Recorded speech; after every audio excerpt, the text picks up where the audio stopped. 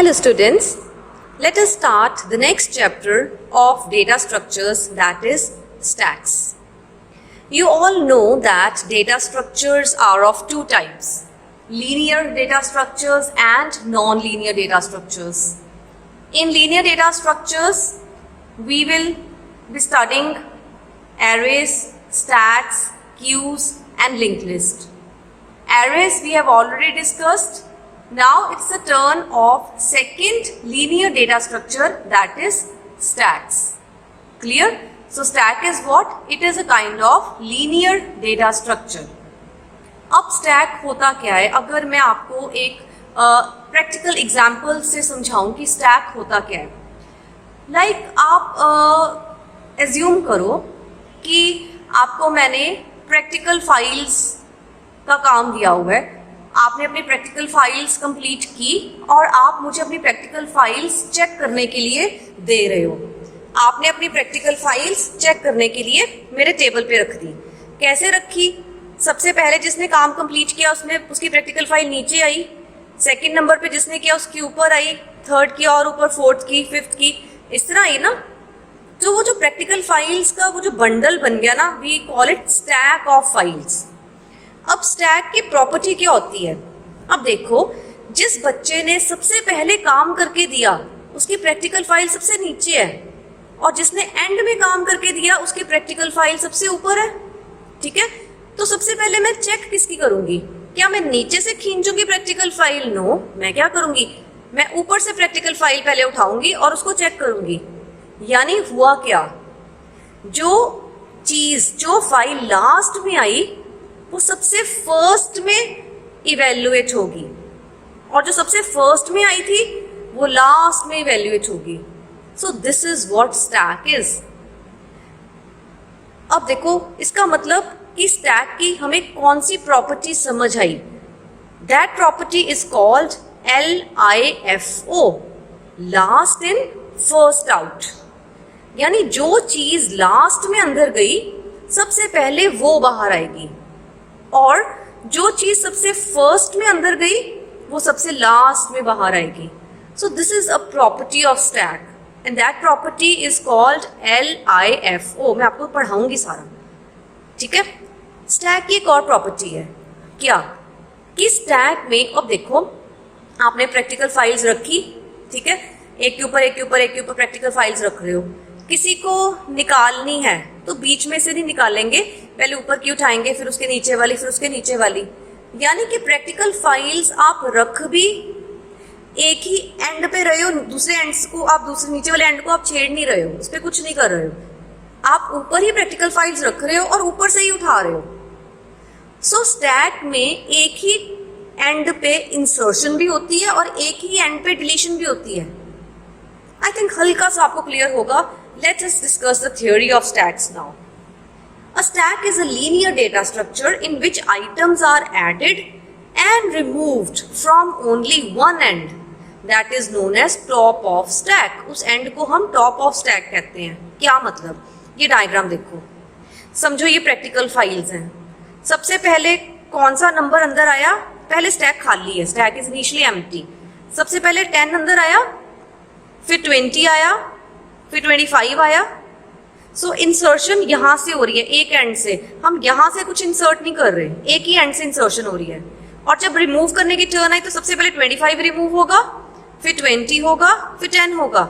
यानी insertion and deletion are happening from only one end, and इस end को कहते हैं top of stack. Is this clear? And due to this property of stack कि जौन सी चीज लास्ट में अंदर आई 25 वो सबसे पहले बाहर निकलेगा, stack is also known as last in first out data structure. Now the example, stack of plates. जैसे हम किसी फंक्शन पे जाते हैं तो प्लेट्स की स्टैक होती है। हम नीचे से तो प्लेट नहीं निकालते, हम ऊपर से निकालते हैं, है ना। और जब प्लेट्स न्यू डिशेस रखनी हो तो वो ऊपर रखी जाती हैं, ठीक है। क्लियर हुआ ना? तो नीचे वाले एंड पे कुछ नहीं हो रहा, ना इंसर्शन हो रही है ना डिलीशन हो रही है। Insertion of plates or deletion, removal of plates are happening from one end only, and in case of stack is known as top of stack. Stack of books, stack of coins, ठीक है। Then there is a diagram of stack. Insertion is happening from this end and deletion is also happening from same end, and that end is known as top of stack. तो हमारे इस example में top of stack is 3 because third element पड़ा हुआ है 1 2 3. Fine. Now next, in stacks the element और item which is inserted at the last would be the first one to be removed. Due to this property, stacks are also known as last in first out data structures. I hope it is clear. So this was the introduction to stacks. Now the operations performed on stack. I think you all remember that in case of arrays, we performed 6 type of operations. We performed insertion, we performed deletion, then traversing. So insertion, deletion, traversing, then merging, searching and sorting. So in case of arrays, we have performed 6 types of operations. But in case of stack, we will perform only 2 operations. Insertion in stack and deletion from stack. That's it. Stack में सिर्फ 2 ही operations होते हैं, insertion and deletion. ना हमने stacks में traversing करनी है, ना searching करनी है, ना sorting करनी है, ना merging करनी है. We will only do 2 operations in stack, that is insertion and deletion. Stack में element को insert करने को कहते हैं push करना, P-U-S-H, push. Push is the term which is used to insert an element in a stack. और element को remove करने को stack की language में कहते हैं, technical language में कहते हैं pop. So let me read operations performed on stacks. There are 2 types of operations performed on stack data structure. यहाँ पे stack add कर लो. 2 types of operations performed on stack data structures. That is, number 1 is push. Push is the term which is used to insert an element in a stack. Element insert करने को कहते हैं push करना and element remove करने को कहते हैं pop करना. Pop is the term which is used to delete an element from a stack. Fine?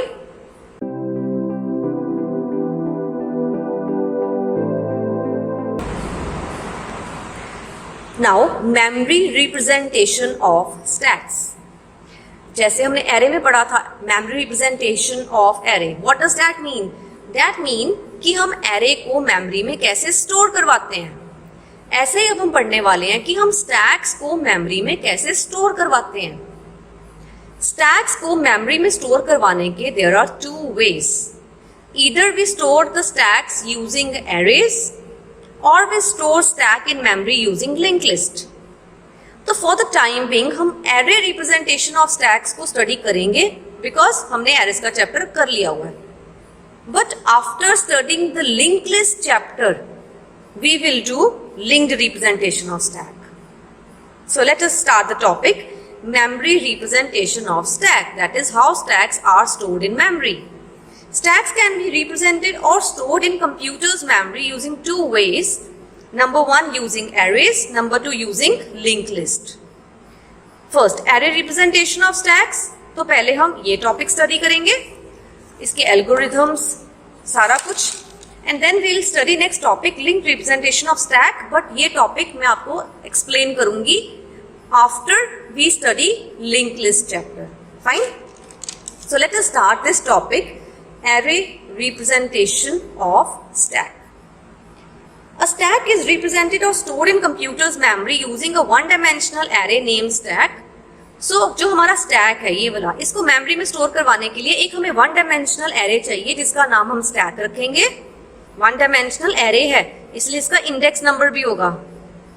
Number 2, हमें एक पॉइंटर वेरिएबल चाहिए जिसको हम टॉप कहेंगे, जो क्या स्टोर करेगा, which contains location of top most element of stack, जिसमें स्टैक का सबसे टॉप मोस्ट एलिमेंट की लोकेशन पड़ी होगी कि सबसे टॉप मोस्ट एलिमेंट कौन सी लोकेशन पे पड़ा है.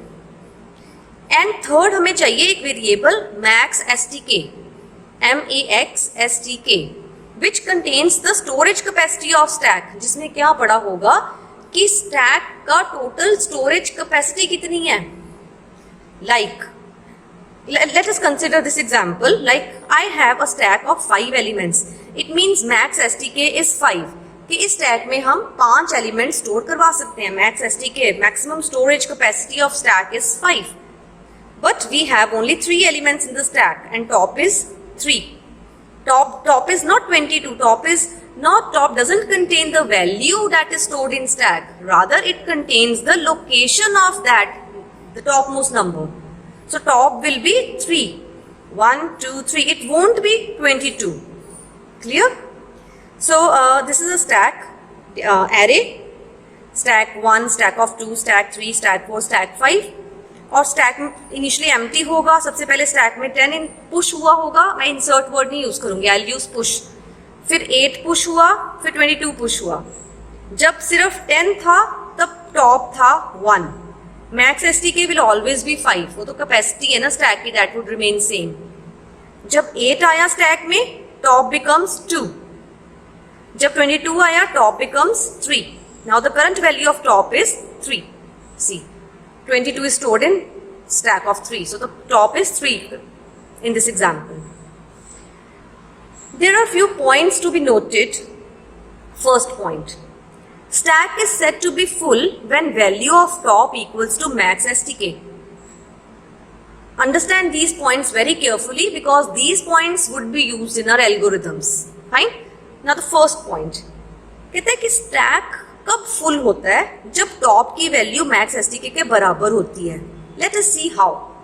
फिलहाल top is 3, max S T K is 5, top is not equal to 5, top is not equal to max S T K. एक और एलिमेंट पुश करते हैं, इधर आ गया, अब टॉप कितना हो गया 4। एक और एलिमेंट पुश करते हैं, इधर आएगा, टॉप कितना हो जाएगा 5। Now in this case top is also 5, max S T K is also 5 and you see the stack is full with elements क्योंकि stack की storage capacity ही 5 थी और 5 elements उसमें आ गए। It means जब भी top की value max STK के बराबर हो जाती है, इसका मतलब होता है कि वो stack full है। stack में और कोई element push नहीं हो सकता। अगर हम यहाँ पर एक element है 5th location पे और हम एक और element push करने की कोशिश करते हैं तो error आ जाएगी। उस error को कहते हैं overflow, वो भी हम डिस्कस करेंगे overflow। यानी अगर हमारा स्टैक फुल है, if our stack is full, when it is full, when top value of top is equal to value of max S T K, it represents that stack is full. And if stack is full and we try to push another element in stack, it will generate an error and that error is called overflow. Why? Because stack is already full with elements and there is no vacant space for the new element. So उस case में overflow की error आ जाएगी और insertion नहीं हो पाएगी। So I think first point is clear. Second point, stack is said to be empty when top equals to 0. Now see, in this example top is 3. If I pop one element, 22 would be popped क्योंकि ऊपर से pop होता है, top becomes 2. If I pop another element 8, top becomes 1. If I pop another element 10, top becomes 0. So whenever top is equal to 0, it means stack is empty. So I hope it is clear. Fine. और अगर stack empty है, top 0 है, top is 0, stack is empty, stack में कोई element नहीं है, ना 10 है, ना 8 है, ना 22 है, stack is totally empty. Stack has storage capacity of 5 elements but there is no element stored in the stack, top is 0। उस केस में अगर मैं पॉप करने की कोशिश करूं, कुछ रिमूव करने की कोशिश करूं, तो एक एरर आएगी। That error is called underflow. Underflow means I am trying to delete or pop an element from an empty stack. Stack में कोई element ही नहीं है तो pop क्या होगा? कुछ भी नहीं, error आ जाएगी उस केस में। ठीक है? So वो भी हम study करते हैं। So I hope these 2 points are clear. Now the third point. During push operation in stack, जब हम stack में value को add कर रहे हैं, insert कर रहे हैं, an overflow condition may occur if top equals to max STK. अगर स्टैक ऑलरेडी फुल है, अगर टॉप मैक्स एसटीके के बराबर है और हम कुछ इंसर्ट करने की कोशिश कर रहे हैं, कुछ पुश करने की कोशिश कर रहे हैं इन द स्टैक, तो एक एरर आ जाएगी, that is overflow. Already explain कर दी मैंने। ठीक है, तो इसीलिए पुश करने से पहले, so before performing push we have to see कि क्या स्टैक ऑलरेडी फुल है। अगर है तो हम पुश ऑपरेशन नहीं करेंगे, एरर जनरेट हो जाएगी, ओवरफ्लो। ठीक है, तो ये एल्गोरिथम्स में हम चेक करेंगे। सो इतनी बात क्लियर। अगर स्टैक फुल है यानी टॉप मैक्स एसटीके के बराबर है, and we try to push an element in the stack, then that element won't be inserted in the stack because there is no vacant space for that element. Rather, overflow error would be generated. And next is, last point is of underflow error. During pop operation in stack, an underflow error condition may occur if top equals to 0 before performing pop. कि pop करने से पहले top की value 0 है, यानी stack खाली है, कोई एलिमेंट नहीं है. That is if stack is already empty, then pop operation will generate underflow error. Stack खाली है, खाली stack में हम pop करने की कोशिश कर रहे हैं, कुछ remove करने की कोशिश कर रहे हैं, तो error आ जाएगी, उसको underflow error कहेंगे. ठीक है, अब ये errors कहाँ यूज होंगी? एल्गोरिथम्स में यूज होंगी. अब हमने एल्गोरिथम्स को डिस्कस करना है. सो हम एरे रिप्रेजेंटेशन ऑफ स्टैक पढ़ रहे हैं, तो हमने एल्गोरिथम भी एरे रिप्रेजेंटेशन ऑफ स्टैक के करने हैं. और किन चीजों के एल्गो करने हैं? पुश का और पॉप का, क्योंकि स्टैक में सिर्फ दो ही ऑपरेशंस हैं, इंसर्शन एंड डिलीशन. सो हम एरे रिप्रेजेंटेशन से पुश करेंगे, देन एरे रिप्रेजेंटेशन से ही पॉप करेंगे. So first algorithm is to perform push in stack using arrays. So let us study this algorithm. Algorithm का नाम हमने रख दिया पुश, क्योंकि हम पुश कर रहे हैं, एलिमेंट को इंसर्ट कर रहे हैं. And there are 4 parameters: stack, top, max S T K and item. Let us explain those parameters first. Stack क्या है? It is one dimensional array which stores element of stack data structure. Stack one dimensional array है जिसमें stack के element store होंगे. Top, it stores the location of top most element of stack. Stack का अभी top most element कौन सी location पे है, वो टॉप में स्टोर होगा. Max S T K stores the maximum storage capacity of stack. Stack की मैक्सिमम स्टोरेज कैपेसिटी इतनी है. I have already explain you these parameters, so I hope they are clear to you. And last is item. Item stores value to be pushed in stack. हम push का algorithm पढ़ रहे हैं ना, तो क्या पुश करना है, वो वैल्यू आइटम में स्टोर होगी. Now let us discuss the steps.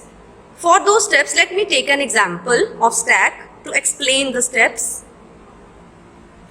So let us see the example and steps side by side.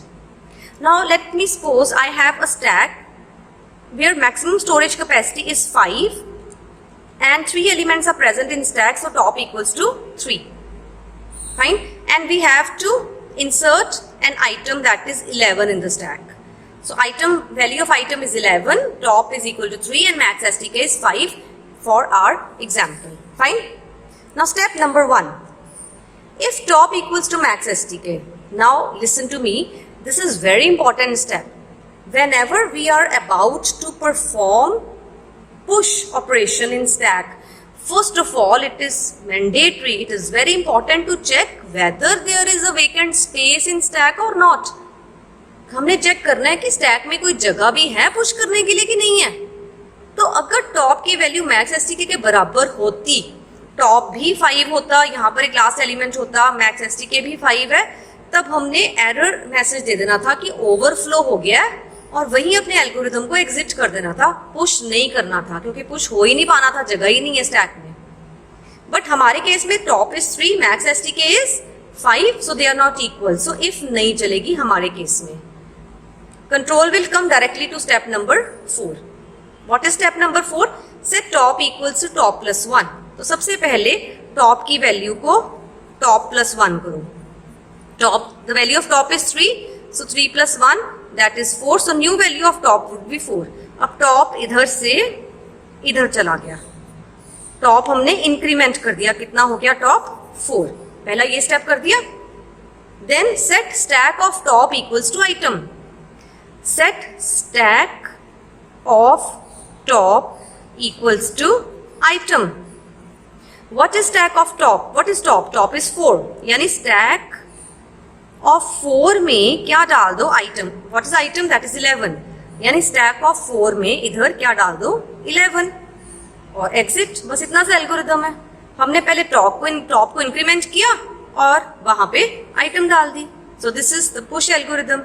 Algorithm to perform push in stack using arrays, using array representation. So I hope it is clear. Next is algorithm to perform pop in stack using arrays. अब हमने deletion का algorithm पढ़ना है. So the name of the algorithm is POP. There are 3 parameters stack. Stack क्या है? One dimensional array जिसमें stack के elements हैं. Top क्या है? Top represents the location of topmost element of stack. And item. Item deletion के case में initially खाली होगी. Item एक empty variable है जिसमें जब हम वैल्यू को डिलीट करेंगे स्टैक में से उसको आइटम में डाल देंगे. So item will contain popped value. Initially item is empty. Item में popped value चली जाएगी. अभी स्टार्टिंग में item variable is empty. Now the steps. Now let me take an example to explain the steps to you. So again let us suppose we have a stack. The capacity of stack is 5, max S T K is 5, and currently the value of top is 3 because there are 3 elements in a stack. First step. If top equals to 0, now this is mandatory step, important step. हम pop कर रहे हैं, delete कर रहे हैं element stack में से. तो डिलीट करने से पहले हमने चेक करना है कि क्या स्टैक में कोई एलिमेंट है भी कि नहीं है. हमारे केस में stack top is 3, but suppose कि स्टैक में कोई एलिमेंट नहीं होता तब टॉप कितना होता? तब टॉप होता 0. और अगर टॉप 0 होता, स्टैक में कोई एलिमेंट नहीं है, स्टैक इज एम्प्टी, तो क्या हम कुछ पॉप कर सकते हैं, कुछ डिलीट कर सकते हैं स्टैक में से? No. So in that case a message called underflow would be written on the screen and algorithm वहीं एग्जिट कर देगा because we are not able to perform pop operation in such situation. जब stack empty है, already empty है, हम कुछ pop कर ही नहीं पाएंगे. ठीक है. But in our case top is not equal to 0, that is 3. सो control will move directly to step number 4. Now what is step number 4? Set item equals to stack of top. Item में क्या डाल दो जो stack of top में है. What is top? That is 3. यानी item में क्या डाल दो जो stack of 3 में है. Stack of 3 में क्या है? 40. So 40 को इधर से निकाल लो और किस में डाल दो? item में. 40 here 40. क्योंकि हमने पढ़ा था ना item will contain popped value. So this is the pop value. हमने ऊपर वाला एलिमेंट पॉप करना होता है ना because stack is last in first out. So ये पॉप हुआ और ये आइटम में जाके स्टोर हो गया. Set top equals to top -1. Top कितना है? 3. अब टॉप को डिक्रीमेंट कर दो. टॉप को कितना बना दो? 3 - 1 दैट इज 2 बिकॉज अब टॉप मोस्ट एलिमेंट की लोकेशन है 2 and exit. So this is the pop algorithm in case of stack. I hope it is clear to you. Now students, let us skip this topic for the time being, that is linked representation of stack. We'll discuss this topic after we discuss the chapter linked list. So let us continue with the next topic, that is applications of stacks. Very important topic. Stacks के chapter का सबसे important topic है applications of stacks.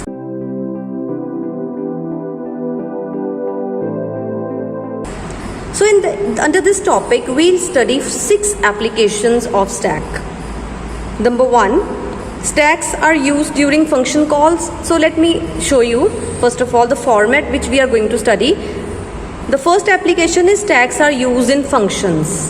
I'll explain to you how. Then next application of stack is stacks are used to convert infix expression to postfix. What are those expressions? I am going to explain you. This is a numerical type part. This is the mathematical based portion. Third application of stack is used to convert infix to prefix notation.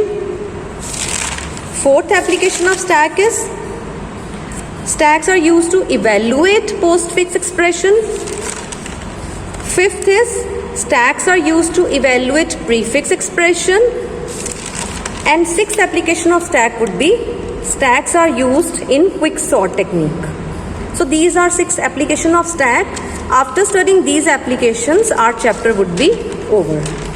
So let us move to the first application of stack, that is stacks are used in functions.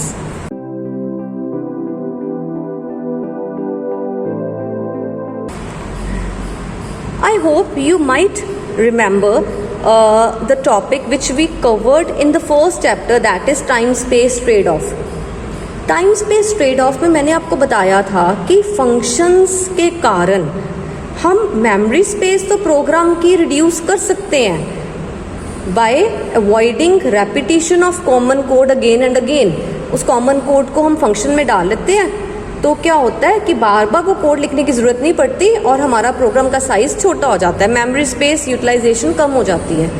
लेकिन functions use करने से क्या होता है, extra CPU के operations perform होते हैं। जब कंट्रोल कॉलिंग फंक्शन से जंप करता है कॉल्ड फंक्शन में, तब कुछ एक्स्ट्रा ऑपरेशंस परफॉर्म होते हैं। सिमिलरली जब कॉल्ड फंक्शन से वापस जंप करता है कॉलिंग फंक्शन में, again some extra operations are performed, जिनके कारण एग्जीक्यूशन टाइम बढ़ जाता है। हमने ये ऑलरेडी स्टडी किया हुआ है, ठीक है। और जब वो एक्स्ट्रा ऑपरेशंस थे from jumping from one function to another, उसमें आपको याद होगा हमने स्टैक वर्ड यूज़ किया था कि जब कंट्रोल कॉलिंग फंक्शन से कॉल्ड फंक्शन में जंप करता है तो कॉलिंग फंक्शन की नेक्स्ट इंस्ट्रक्शन का एड्रेस सबसे पहले स्टैक में स्टोर होके जाता है। याद है तब हमने स्टैक्स किया था। तो उसी टॉपिक को हमने डिटेल में अब स्टडी करना है कि स्टैक कैसे यूज़ होते हैं फंक्शन कॉल में। So for that I have written a sample program. मैंने सारी स्टेटमेंट्स नहीं लिखी प्रोग्राम की, जस्ट वो स्टेटमेंट्स जो टॉपिक को समझाने में यूजफुल हैं। I have a main function, there are few statements in main function and there is a function call statement present inside the main function which is calling function 1। ये एक function call statement है और function 1 call हो रहा है, ठीक है।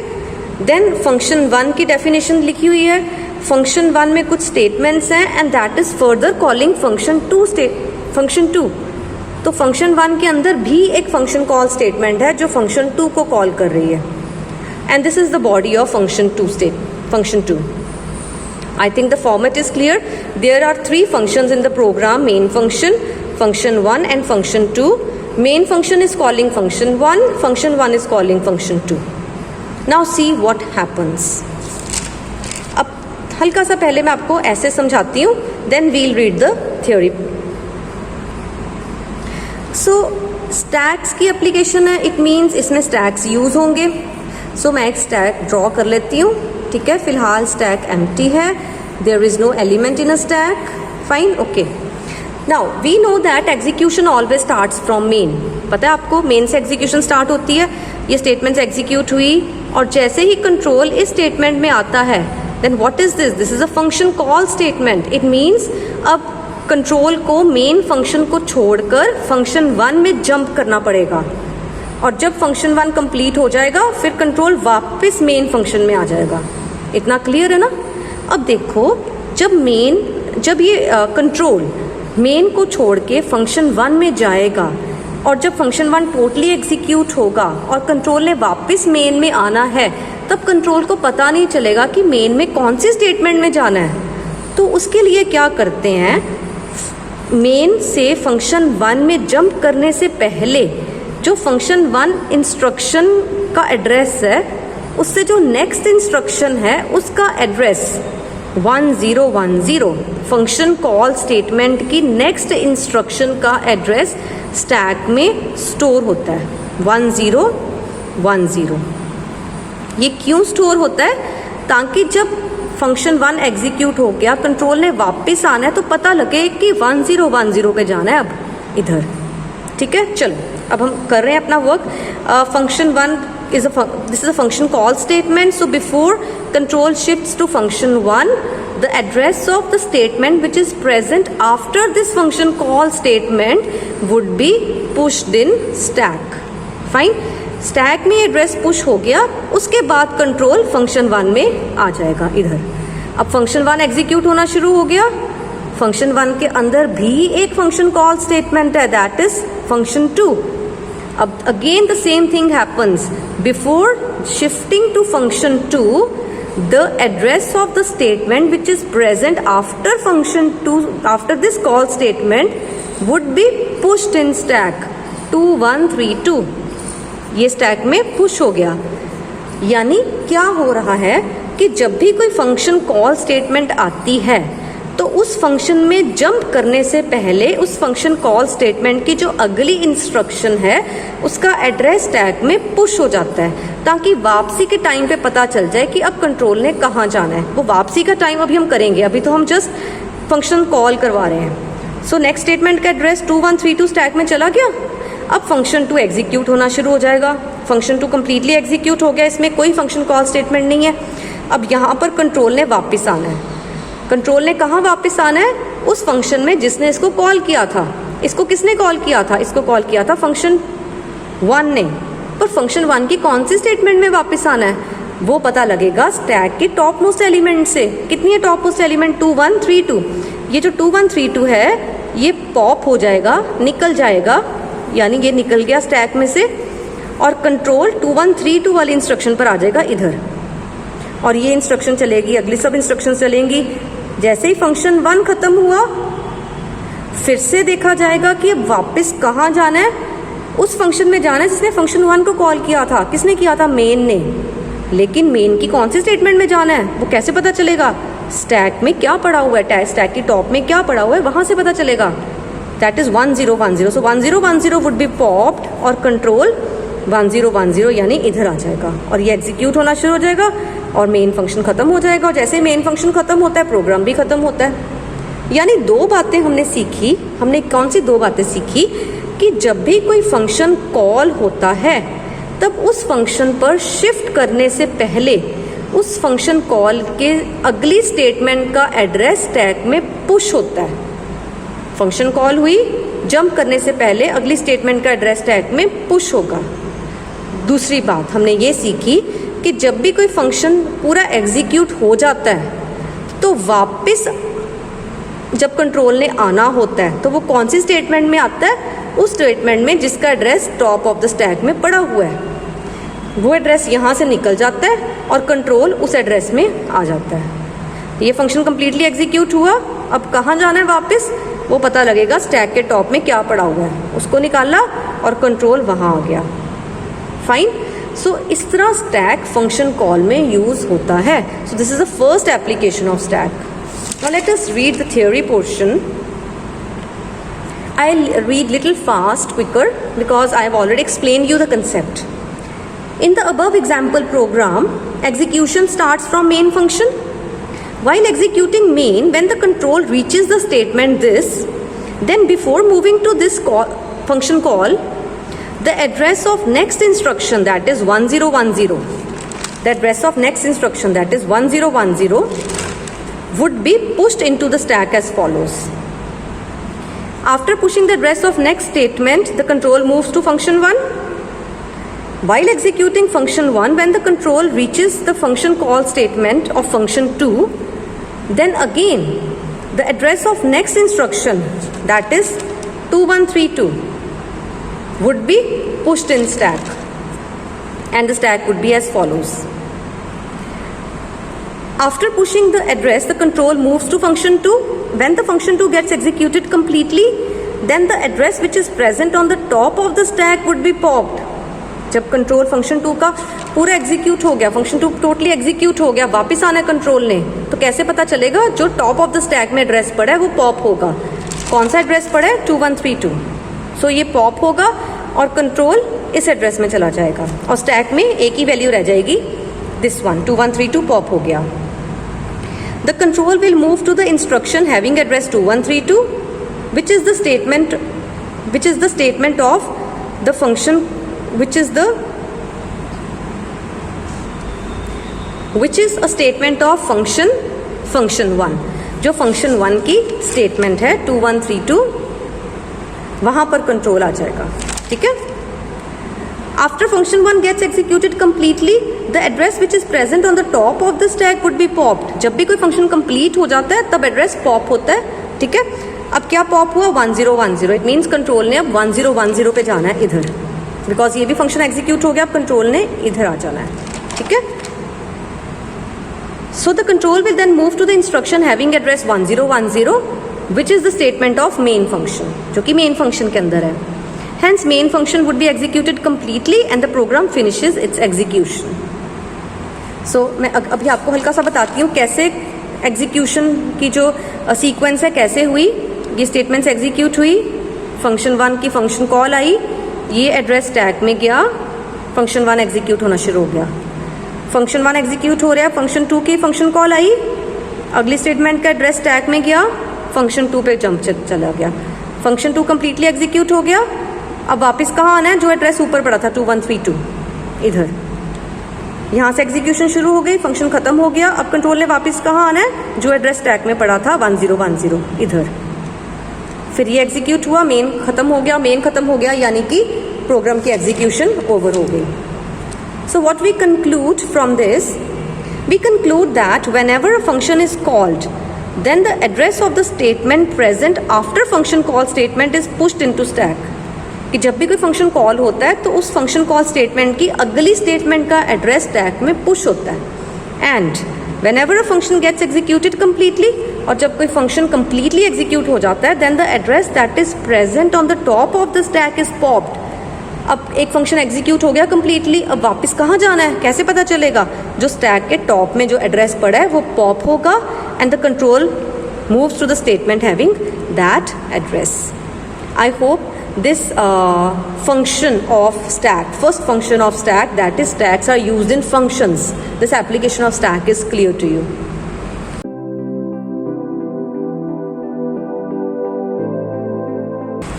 Now to discuss the next 4 applications, application number 2, 3, 4 and 5, I need to discuss one topic with you। ये टॉपिक बेस बनाएगा हमारे चारों अगली एप्लीकेशंस का। पहले इसको स्टडी करते हैं, फिर वो एप्लीकेशंस हमें समझ आएंगी। Now these are few notes, इनको लिखने की ज़रूरत नहीं है, इनको सिर्फ समझने की ज़रूरत है, ठीक है। हाँ, अपने नोट्स में आप लिख सकते हो, लेकिन एग्जामिनेशन में ये चीज़ कभी नहीं आएगी, ये जस्ट समझने के लिए एप्लीकेशंस आएंगी, ठीक है। Now few notes, the topic is mathematical expressions और we call them as arithmetic expressions. Mathematical expressions क्या होते हैं, जो हम बचपन से पढ़ते आ रहे हैं, जिसमें हम बॉड मास अप्लाई करते थे, लाइक 2 - 3 ब्रैकेट में +4 multiply by this divided by this. So कोई भी एक एक्सप्रेशन जिसमें ऑपरेंड्स हों, ऑपरेंड्स क्या है, नंबर्स 2, 3, 5, या वेरिएबल्स भी हो सकते हैं a - b + c, so a b c, so they are the operands. And operators, operators कौन से हैं, plus, minus, multiply, divide, exponent, they are operators. So कोई भी एक एक्सप्रेशन जिसमें ऑपरेंड्स हैं एंड ऑपरेटर्स हैं, उनको हम कहते हैं मैथमेटिकल एक्सप्रेशंस या arithmetic expressions. So any expression which contains operands and the operators such as addition, subtraction, multiplication and division. So any expression which contains operands and operators, they are known as arithmetic or mathematical expressions. Now there are 3 types of such mathematical or arithmetic expressions. There are 3 types. देखो, हम जो बचपन से पढ़ते आ रहे हैं, हम क्या करते हैं, 2 + 3 और उसका आंसर लिख देते हैं 5। इस तरह की रिप्रेजेंटेशन को कहते हैं इनफिक्स नोटेशन। क्यों? क्योंकि ऑपरेटर दोनों ऑपरेंड्स के बीच में होता है। 2 × 3, 2 / 3, 2 - 3, operator is always present between both operands. So इस तरह की नोटेशन को कहते हैं इनफिक्स नोटेशन, जो हम ह्यूमन बीइंग्स पढ़ते हैं, जिसमें हम मैथ्स को सॉल्व करते हैं, मैथ्स में काम करते हैं। We work in infix notation where operator is present between the operands. लेकिन जो कंप्यूटर है ना, उसको इनफिक्स नोटेशन समझ में नहीं आती। उसको कौन सी नोटेशन समझ में आती हैं? देयर आर 2 नोटेशंस, एक का नाम है प्रीफिक्स नोटेशन, एक का नाम है पोस्टफिक्स नोटेशन। हमें समझ आती है third one, that is infix notation. Computer को समझ आती है प्रीफिक्स या पोस्टफिक्स, हमें समझ आती है इनफिक्स। तो जो अगली एप्लीकेशंस हम करेंगे ना, उनमें हम यही करेंगे कि इनफिक्स को कंप्यूटर प्रीफिक्स में कैसे कन्वर्ट करता है समझने के लिए, या इनफिक्स को पोस्टफिक्स में कैसे कन्वर्ट करता है समझने के लिए, ठीक है। सो इनफिक्स नोटेशन तो मैंने आपको बता दी। It is that type of expression which operators are present in between the operands. For example 2 + 3, 2 × 3, 2 / 3, 2 - 3, 2 exponent 3. But this type of notation is not understandable by the computer. The computer understands either prefix notation or postfix notation. Now what are these notations? Prefix. Pre means pehle. It is that type of expression in which operators are present before the operands. जहाँ operator operand से पहले पड़ा होता है, like +2 3. +2 3 means 2 और 3 को plus करो. Multiply 2 3, divide 2 3, -2 3, exponent 2 3. And a third type of expression is postfix, where operator is present after the operands. It is that type of expression in which operators is present after the operands. For example, 2 3 plus, operator is present after operands. 2 3 multiply, 2 3 divide means divide 2 and 3. 2 3 minus means subtract 2 and 3. 2 3 exponent means 2 raised to power 3. So is this clear? There are three types of expressions: infix, which are human understandable, which is human understandable notation; prefix and postfix, which are computer understandable notations. Infix means operator is present inside the operands. Prefix means operator is present before the operands.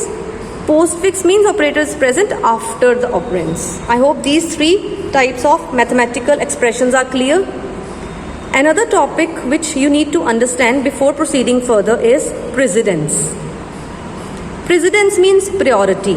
Like आपने बचपन में board मास पढ़ा होगा, तो board मास में क्या था? सबसे ज़्यादा प्रायोरिटी दी जाती ब्रैकेट्स को. पहले ब्रैकेट सॉल्व करो, फिर अगर कहीं डिवाइड है तो पहले उसको सॉल्व करो, कहीं मल्टीप्लाई है उसके बाद उसको सॉल्व करो, फिर प्लस को सॉल्व करो, माइनस को सॉल्व करो.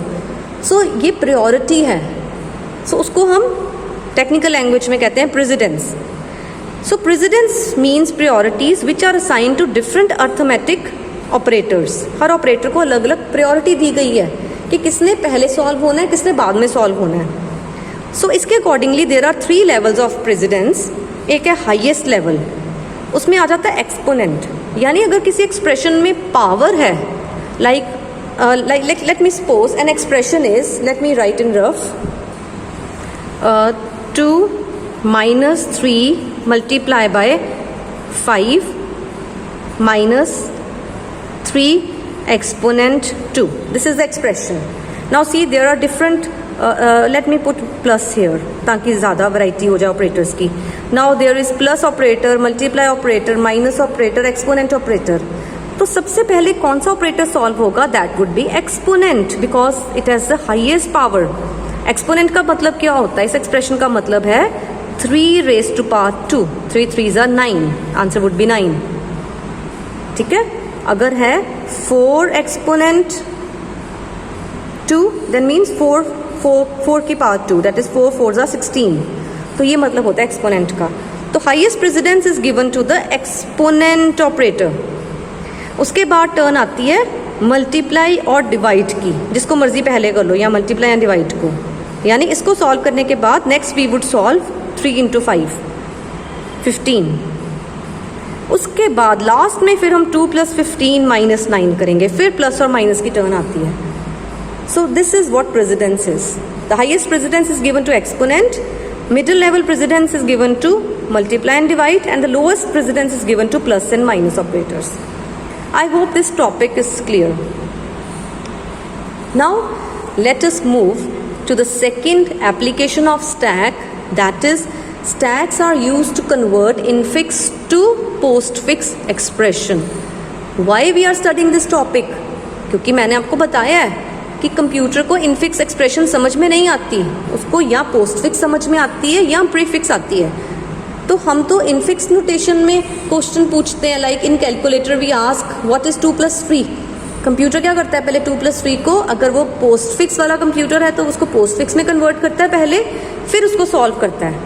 और अगर प्रीफिक्स वाला कंप्यूटर है तो पहले 2 + 3 को प्रीफिक्स में कन्वर्ट करेगा, फिर उसको सॉल्व करेगा. तो वो कन्वर्जन्स कैसे होती हैं वो हमने पढ़नी है. तो नेक्स्ट एप्लीकेशन है कि इनफिक्स को पोस्टफिक्स में कैसे कन्वर्ट किया जाता है, ये सेकेंड एप्लीकेशन है. और थर्ड कौन सी होगी कि इनफिक्स को प्रीफिक्स में कैसे कन्वर्ट किया जाता है. Is this clear? So this is mathematical based topic and you need to do lots of practice to convert infix to postfix and in prefix. Fine. Now the second application of stacks. That is, stacks are used to convert infix expression into postfix expression.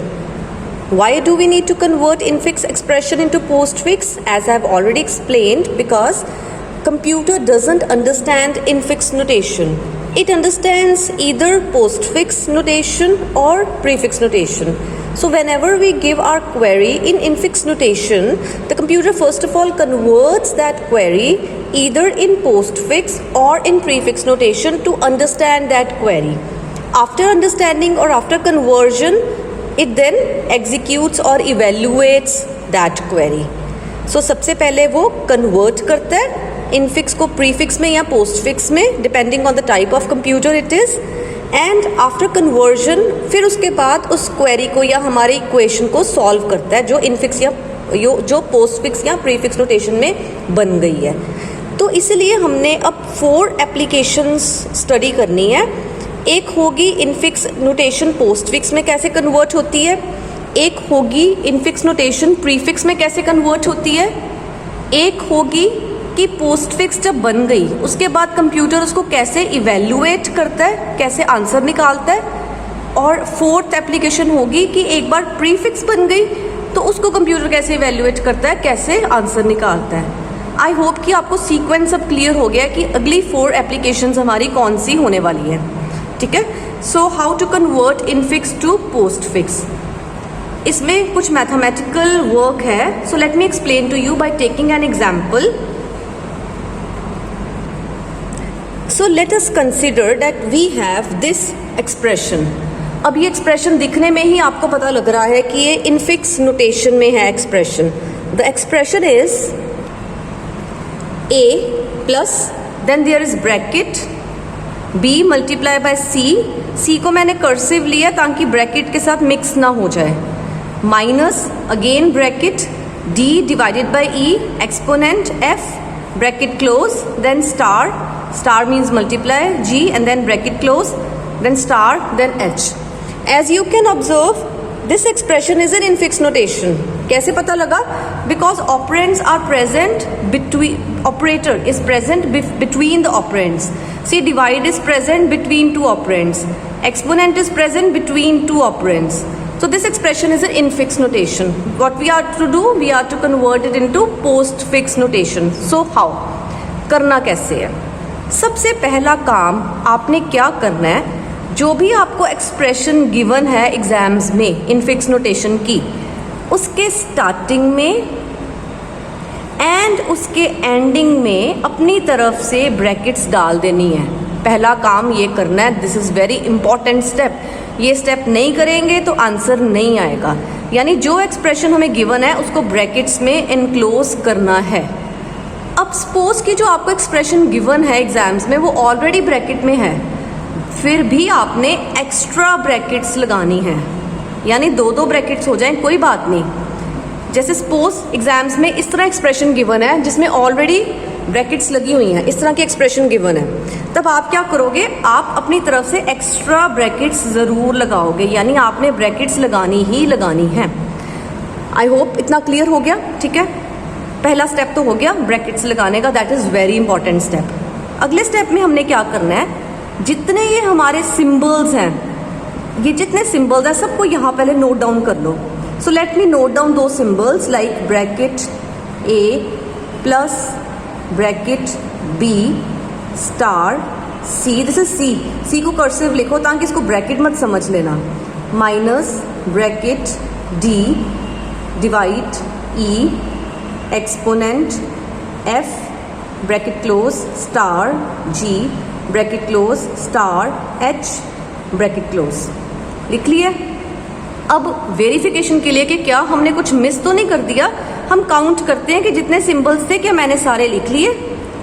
1 2 3 4 5 6 7 8 9 10 11 12 13 14 15 16 17 18 19 20 21.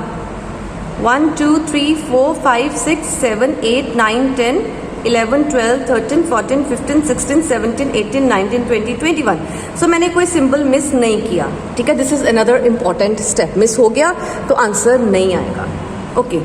अब हमने आगे क्या करना है, अब आप ध्यान से देखो, ये जो हमें एक्सप्रेशन या ये जो हमारे सिंबल्स हैं ये 4 तरह के हैं. There are 4 types of symbols. कुछ तो स्टार्टिंग ब्रैकेट्स हैं, सी दीज वन.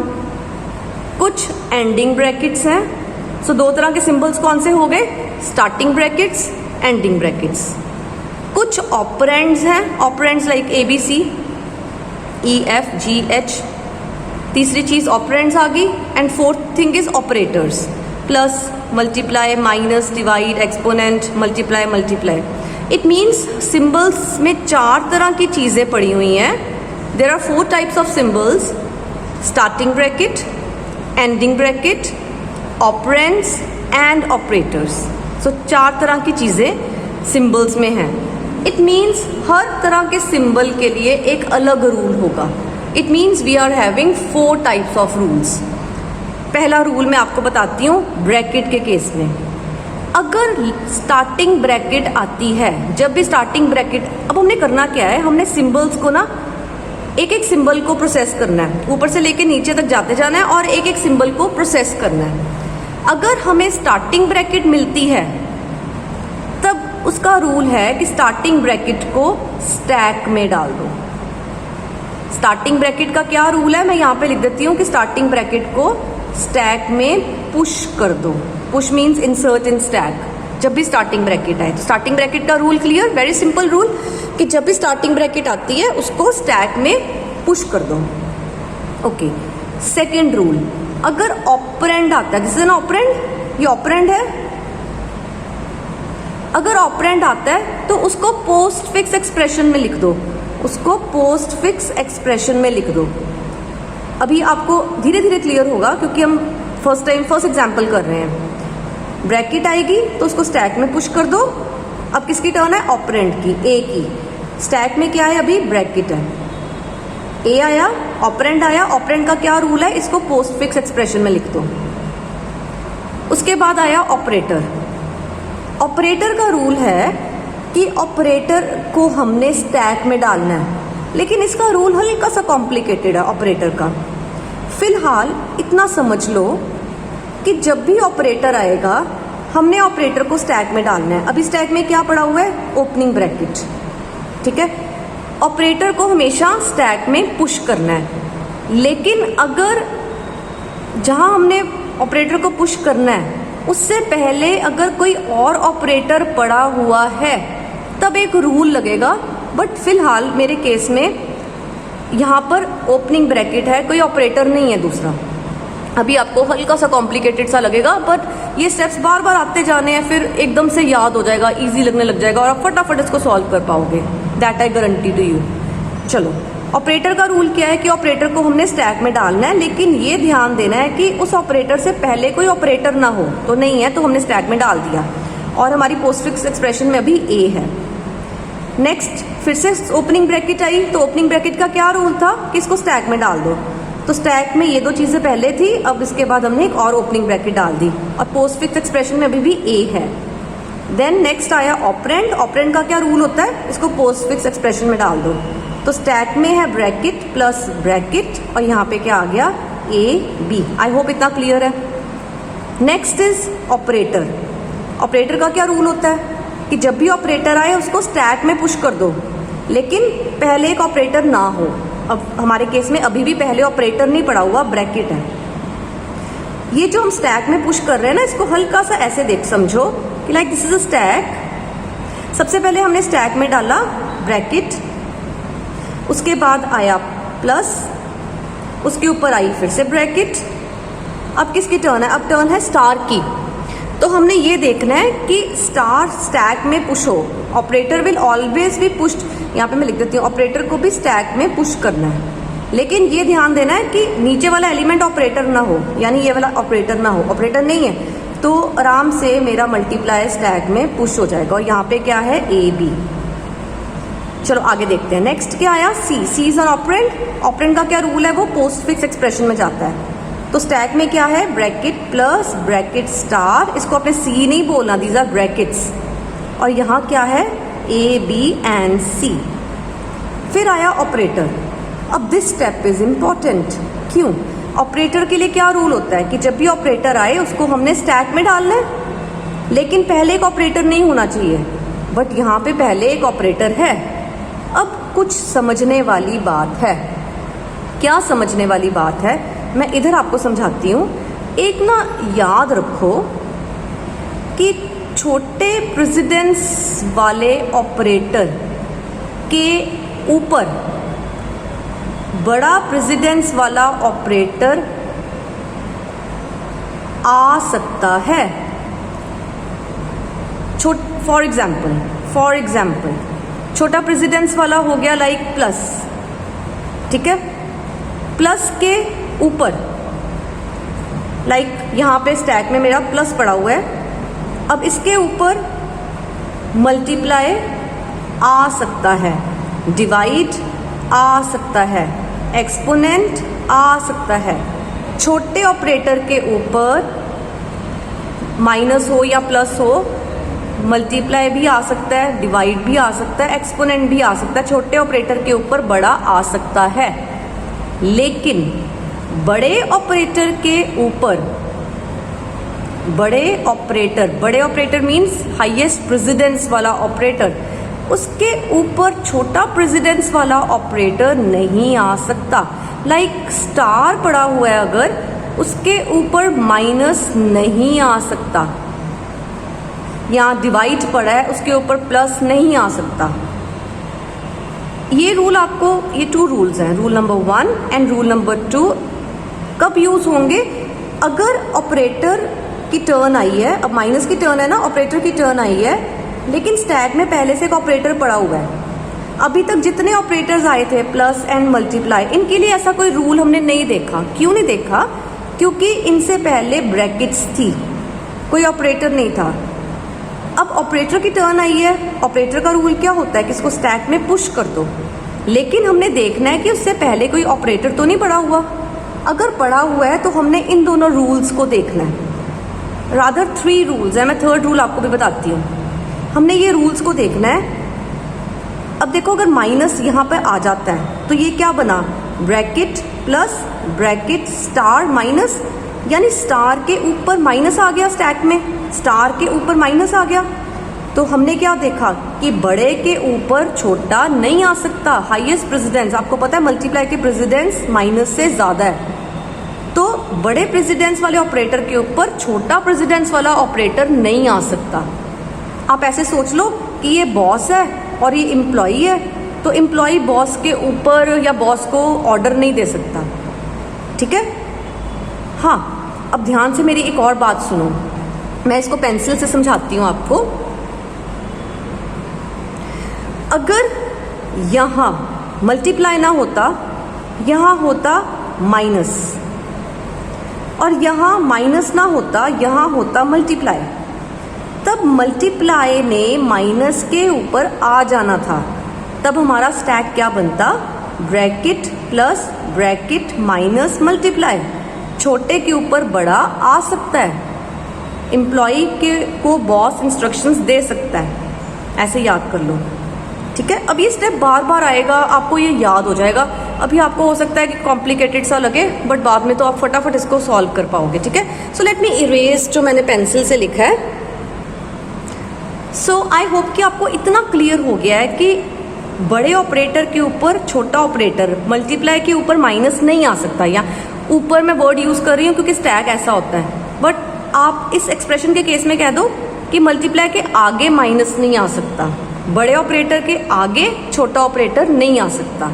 हाँ, अगर यहाँ माइनस होता, यहाँ मल्टीप्लाई होता जैसे मैंने समझाया था, तब छोटे के आगे बड़ा आ सकता है, बड़े के आगे छोटा नहीं आ सकता, ठीक है। तो करना क्या है? अब माइनस यहाँ नहीं आ सकता, लेकिन ऑपरेटर का रूल यही है कि ऑपरेटर ने स्टैक में ही जाना है। तो करना क्या है? हम क्या करेंगे इस केस में, क्योंकि इस केस में माइनस यहाँ नहीं आ सकता, मल्टीप्लाई के आगे माइनस नहीं आ सकता, बड़े प्रेसिडेंस वाले ऑपरेटर के आगे छोटा प्रेसिडेंस वाला ऑपरेटर नहीं आ सकता। तो क्या करें हमने, क्योंकि स्टार के कारण माइनस नहीं आ पा रहा, तो इस ऑपरेटर को उठा के पोस्ट फिक्स एक्सप्रेशन में शिफ्ट कर दो। क्या बन जाएगा? ए बी सी मल्टीप्लाई, यहाँ से इसको उठा के इधर शिफ्ट कर दिया। अब कोशिश करो कि क्या अब माइनस यहाँ आ सकता है? यस, अब आ सकता है, क्योंकि इससे पहले अब कोई ऑपरेटर नहीं है, ब्रैकेट है, ठीक है। तो क्या बना, ब्रैकेट प्लस ब्रैकेट माइनस। क्यों हमने स्टार को इधर शिफ्ट किया, क्योंकि स्टार के आगे माइनस नहीं आ सकता, बड़े प्रेसिडेंस वाले ऑपरेटर के आगे छोटा प्रेसिडेंस वाला ऑपरेटर नहीं आ सकता, that is a rule. So what we did, we shifted multiply in the postfix expression and then we tried कि क्या अब माइनस यहाँ आ सकता है, मल्टीप्लाई चला गया तो यहाँ ब्रैकेट तक हो गया, अब माइनस यहाँ आ सकता है, यस अब आ सकता है क्योंकि पहले कोई ऑपरेटर नहीं है, ठीक है। अगर होता तो अब कोई एग्जाम्पल आएगा फिर हम देखेंगे, ठीक है। Okay, next is again starting bracket ने स्टैक में जाना होता है और पोस्ट फिक्स एक्सप्रेशन है A B C star, then there is an operand ने पोस्ट फिक्स एक्सप्रेशन में जाना होता है, so it becomes A B C star D. Now there is divide, अब ऑपरेटर आया, क्या ऑपरेटर यहाँ आ सकता है, यस आ सकता है क्योंकि उससे पहले ब्रैकेट है, bracket plus bracket minus bracket divide, A B C star D, then E, bracket plus bracket minus bracket divide, A B C star D E, then exponent. अब ये स्टेप भी इंपॉर्टेंट है, अब एक्सपोनेंट ने यहाँ लगना है। अब आप सोचो कि क्या एक्सपोनेंट यहाँ लग सकता है कि डिवाइड को शिफ्ट करना पड़ेगा, इसकी प्रेसिडेंस एक्सपोनेंट से छोटी है, छोटे प्रेसिडेंस के ऑपरेटर के आगे बड़ा प्रेसिडेंस वाला ऑपरेटर लग सकता है, तो हमें डिवाइड को शिफ्ट नहीं करना, bracket plus bracket minus bracket divide exponent. अगर यहाँ एक्सपोनेंट होता, यहाँ डिवाइड होता, तो एक्सपोनेंट के आगे डिवाइड नहीं लग सकना था, फिर हमें एक्सपोनेंट को इधर शिफ्ट करना पड़ना था, फिर डिवाइड लग जाना था, ठीक है। तो अभी और एग्जांपल्स आएंगे, धीरे धीरे आपको क्लियर हो जाएगा। और postfix expression is still the same, A B C star D E. Next is F, so it becomes bracket plus bracket minus bracket divide exponent, A B C star D E F. Okay, अब ये एक fourth type of symbol आया, that is closing bracket. ये पहले ऊपर नहीं ना कभी आई, इसका रूल अभी मैंने आपको बताया नहीं है। अब जब क्लोजिंग ब्रैकेट आनी है ना, तो इसका क्या रूल है, क्लोजिंग ब्रैकेट जब भी आए, द रूल इज, अभी मेरे पोस्ट फिक्स एक्सप्रेशन क्या है, A B C multiply D E F. So whenever closing bracket is there, the rule is कि स्टैक में जितने ऑपरेटर्स हैं उनको एक एक करके पोस्ट फिक्स एक्सप्रेशन में डाली जाओ, तब तक जब तक एक लेफ्ट ब्रैकेट नहीं आ जाती। इसको दोबारा सुनो, ठीक है। तो हम क्या करेंगे, हम एक एक करके ऑपरेटर्स को यहाँ डाल देते हैं। पहले किसकी टर्न है, एक्सपोनेंट की, क्योंकि वो स्टैक के सबसे ऊपर पड़ा हुआ है। एक्सपोनेंट निकल गया, देन डिवाइड की टर्न, डिवाइड निकल गया, अब ओपनिंग ब्रैकेट आ गई, तो अब और ऑपरेटर्स वहाँ नहीं जाएंगे। जब भी क्लोजिंग ब्रैकेट आई तो क्या करना है, आपने एक एक करके ऑपरेटर को पोस्ट फिक्स एक्सप्रेशन में डाली जाना है, तब तक जब तक ओपनिंग ब्रैकेट नहीं आ जाती, एंड ओपनिंग ब्रैकेट को रिमूव कर देना। तो स्टैक में क्या बच गया, ब्रैकेट प्लस ब्रैकेट माइनस, ठीक है। एंड इसमें पोस्ट फिक्स एक्सप्रेशन में ये एक्सप्रेशन बन गई। So let's continue. Next is star. तो डिसीजन अब हमने लेना है कि क्या स्टार माइनस के ऊपर आ सकता है, यस। स्मॉलर प्रेसिडेंस ऑपरेटर के ऊपर ग्रेटर प्रेसिडेंस ऑपरेटर आ सकता है, so it becomes bracket plus bracket minus star. So this step is also important to be considered again and again, and यहाँ पे आ जाएगा A B C star D E F exponent divide. Next is G, so bracket plus bracket minus star, A B C star D E F exponent divide G. Next is again closing bracket. What is the rule for closing bracket?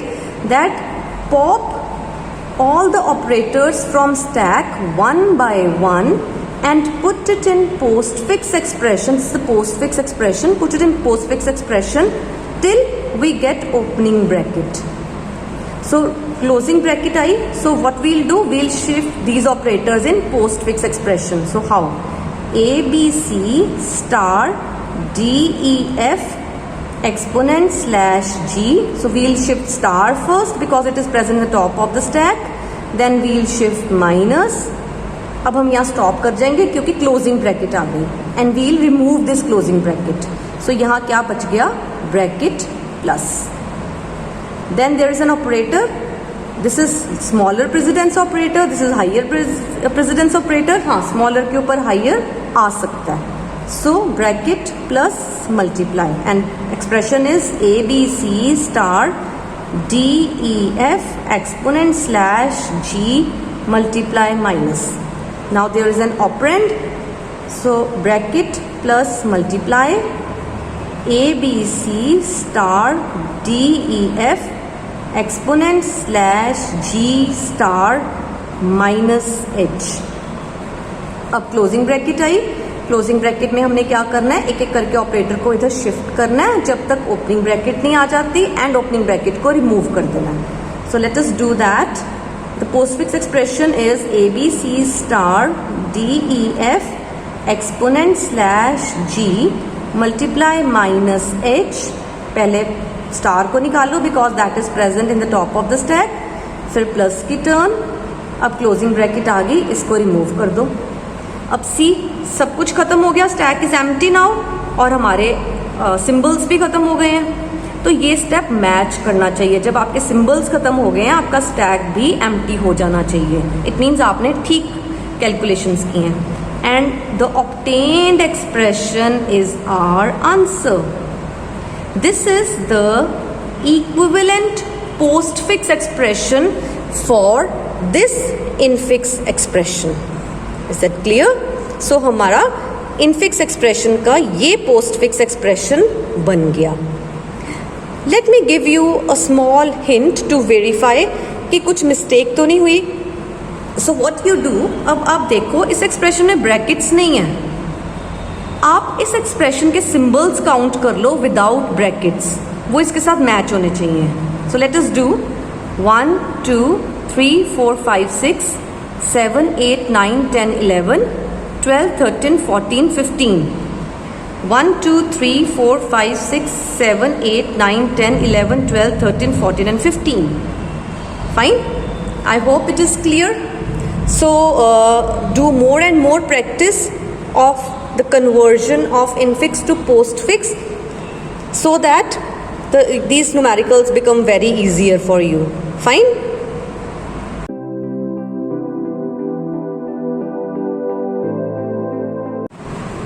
Now the next application of stack is, stacks are used to convert infix to prefix expression. पहले हमने पढ़ा था कि infix को postfix expression में कैसे convert करना है. Now we will study कि infix expression को prefix में कैसे convert करना है. अगर आपको infix to postfix अच्छे से समझ आ गया है, then infix to prefix में same rules हैं. हल्का सा difference है और वो easily आपको समझ आ जाएगा. So for explaining you this concept, let me take an example. So let us take an example to understand this concept much better. Let me take same expression that I have taken while explaining you the concept of infix to postfix. So same expression I have taken. This is in infix notation. अब हमने इसको किस में convert करना है? Postfix में नहीं करना. अब हमने इसको prefix में convert करना है. Prefix notation कौन सी होती है? जिसमें operators पहले आते हैं फिर ऑपरेंड्स आते हैं. पोस्टफिक्स कौन सी होती है? मैंने आपको पहले भी बताई थी, जिसमें ऑपरेटर्स बाद में आते हैं. सो लेट मी शो यू जो हमने कन्वर्ट किया था अभी इनफिक्स टू पोस्टफिक्स. तो आप ध्यान दो कि इनफिक्स एक्सप्रेशन में क्या था, जितने ऑपरेटर्स थे ऑपरेंड्स के बीच में थे. और पोस्टफिक्स एक्सप्रेशन में क्या हुआ, जितने ऑपरेटर्स हैं ऑपरेंड्स के बाद में हैं. ABC star, it means B और C को स्टार करना है. DEF एक्सपोनेंट, यानी operators are coming after the operands. So ये पोस्टफिक्स एक्सप्रेशन है. अब हमने क्या करना है, इनफिक्स एक्सप्रेशन को प्रीफिक्स में कन्वर्ट करना है, जिसमें क्या होगा, ऑपरेटर्स पहले आएंगे फिर ऑपरेंड्स आएंगे. ठीक है, तो कैसे करना है, इसमें हल्का सा डिफरेंस है इनफिक्स टू पोस्टफिक्स के कंपैरेटिवली. एक स्टेप एडिशनल है. Very easy step. क्या है, पहला तो वही हमने स्टार्टिंग में और एंडिंग में ब्रैकेट्स लगा देनी है, सेम जैसे हमने इनफिक्स टू पोस्टफिक्स में किया. क्लियर? ब्रैकेट्स लगी हुई हैं एग्जाम्स में, फिर भी लगा दो, लगानी ही लगानी है, ठीक है। सेकंड स्टेप, अब हमने इसमें एक स्पेशल स्टेप करना है। इनफिक्स टू प्रीफिक्स में क्या करना है, हमने इस एक्सप्रेशन को रिवर्स कर देना है, उल्टा कर देना है, रिवर्स। तो देखो क्या एक्सप्रेशन बनेगी, कुछ चेंज नहीं करना। अगर ये क्लोजिंग ब्रैकेट है तो क्लोजिंग ही रहने देना है, ओपनिंग को ओपनिंग ही रहने देना है, बस रिवर्स कर देना है। सो देखो क्या एक्सप्रेशन बनी, closing bracket H star, closing bracket G star, closing bracket F exponent E divide D, opening bracket minus C multiply B, opening bracket then plus A and opening bracket. तो हमने expression को इस तरह reverse कर लिया। अब check करो कि हमने कोई सिंबल मिस तो नहीं किया। सो let us count all the symbols, 1 2 3 4 5 6 7 8 9 10 11 12 13 14 15 16 17 18 19 20 and 21. So 1 2 3 4 5 6 7 8 9 10 11 12 13 14 15 16 17 18 19 20 21. So it means we have reversed our expression correctly. Now next हमने क्या करना है, हमने ये रिवर्स्ड एक्सप्रेशन के सारे सिंबल्स को सिंबल कॉलम में लिख लेना है, ठीक है, लाइक दिस। सो सिंबल्स लिखने के बाद अगेन काउंट करो कि क्या ये 21 सिंबल्स हैं। मीन्स आप वेरीफाई करते जाओ कि आप जो कर रहे हो उसमें कोई मिस्टेक तो नहीं हुई, ठीक है। Now let us begin. Again हमने टॉप से लेके बॉटम तक सारे सिंबल्स को ट्रावर्स करना है और उसको उसके अकॉर्डिंगली प्रोसेस करना है। अगेन सी कि there are 4 types of symbols. We have closing brackets, we have operands, we have operators and we have opening brackets. Fine. So it means 4 different types of rules would be there. First of all, closing bracket. अब हमने infix to postfix में क्या किया था, जो rule हमने opening bracket के लिए किया था infix to postfix में, वही रूल हमने प्रीफिक्स के केस में क्लोजिंग ब्रैकेट के लिए करना है। ओपनिंग ब्रैकेट का क्या रूल था, द रूल वॉज कि जब भी ओपनिंग ब्रैकेट आए इनफिक्स टू पोस्टफिक्स में, then push it into stack. तो ये रूल अब प्रीफिक्स के केस में किसके लिए हो गया, क्लोजिंग ब्रैकेट के लिए। सो क्लोजिंग ब्रैकेट का क्या रूल हो गया कि जब भी क्लोजिंग ब्रैकेट आए push the closing bracket in stack. Very simple rule, clear. Operands का रूल सेम है, जब भी ऑपरेंड आए उसको एक्सप्रेशन में लिख दो। एक बात नोट करो, यहाँ पर हमने प्रीफिक्स एक्सप्रेशन नहीं लिखना, हमने सिर्फ एक्सप्रेशन लिखना है। वहां पर हमने पोस्टफिक्स एक्सप्रेशन लिखा था, लेकिन यहाँ हमने जस्ट एक्सप्रेशन लिखना है। क्यों? क्योंकि ये जो एक्सप्रेशन बनेगी ये प्रीफिक्स नहीं होगी, इसको रिवर्स करेंगे तो प्रीफिक्स मिलेगी। Clear? Okay. Next is operator. Operator को स्टैक में पुश करना है, पर देखना है पहले कोई ऑपरेटर तो नहीं पड़ा, नहीं पड़ा। Okay. Then again closing bracket, closing bracket को अगेन स्टैक में पुश करना है। देन ऑपरेंड, ऑपरेंड का रूल क्या होता है, ऑपरेंड को हमने एक्सप्रेशन में लिख देना है। मैं इसको थोड़ा सा क्विकली करा रही हूँ क्योंकि आपको इनफिक्स टू पोस्टफिक्स अच्छे से समझ आ गया, तो ये आपको अच्छे से समझ आ जाएगा।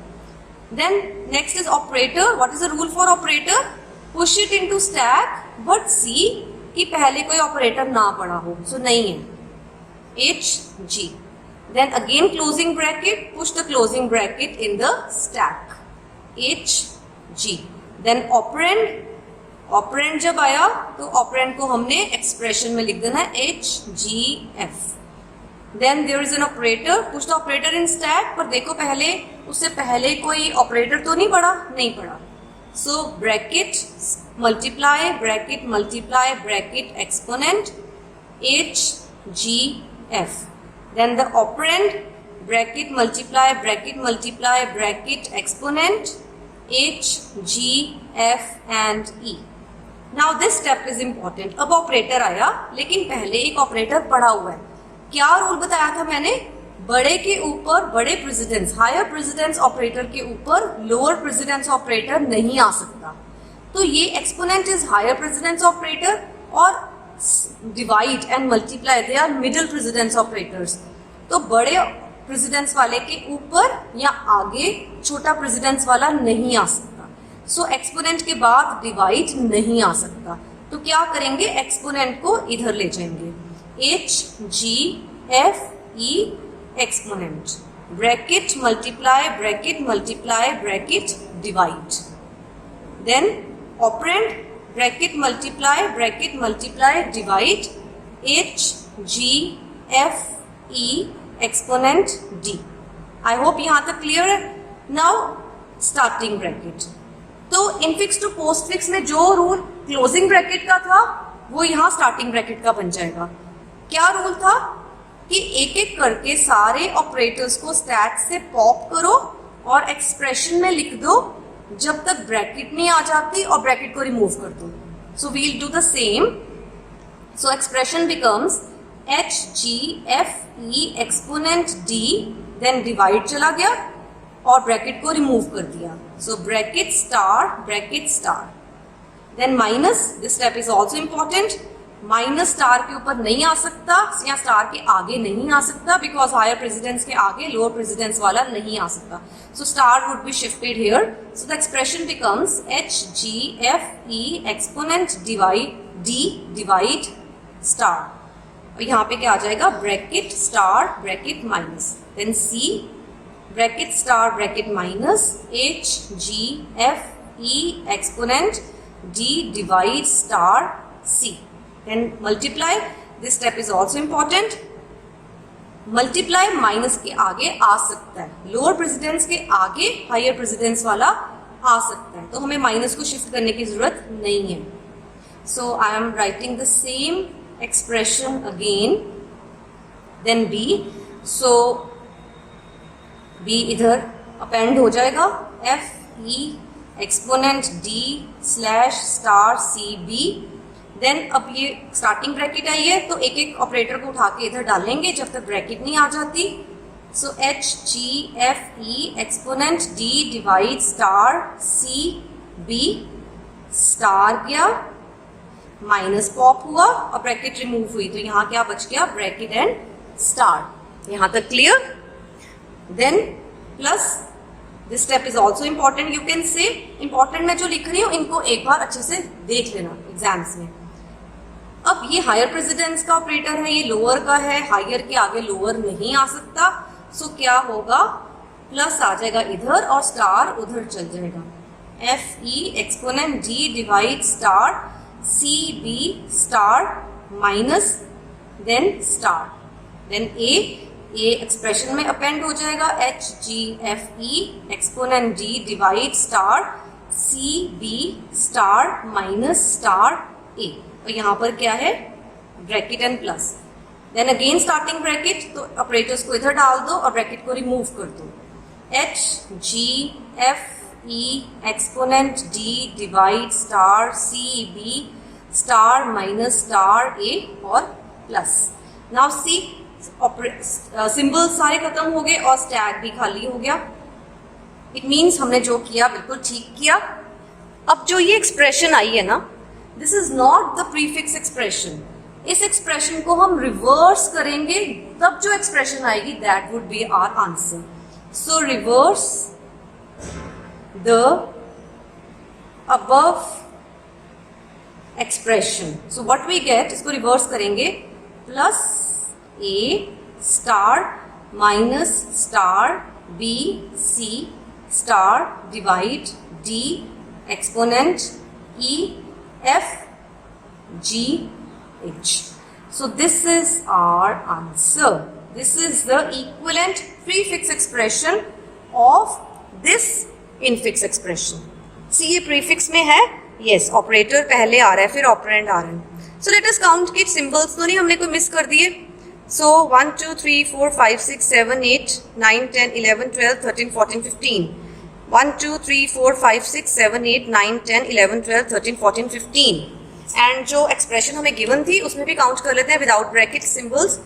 1, 2, 3, 4, 5, 6, 7, 8, 9, 10, 11, 12, 13, 14, 15. Okay, so this answer is correct. So this is how we can convert infix expression into postfix as well as in prefix.